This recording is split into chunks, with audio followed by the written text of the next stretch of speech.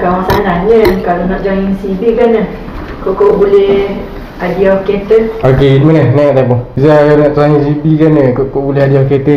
Tu lah macam Hoyak. Hoyak dah video baru ni, boleh follow video Angah. Dah Hoyak untuk CB ni, Angah dah kata kita nak kejujuran dan juga keadilan. Kejujuran kan ni, tak kira lah kawan bini Angah ke, kawan Angah ke, saudara mara ke, siapa-siapa lah. Angah beli, ada rezeki pun ada. Kalau tak ada rezeki, angkat tak ada rezeki. Hak penting beli produk ni, macam ni. Beli produk untuk minum. Macam Angah pun malang hamal ni kopi ni, moringa. Yang pagi Angah hamal susu kambing pakai. Kalau anak-anak umur 1 tahun ke atas boleh dah hamal, tak ada masalah susu kambing pakai ni.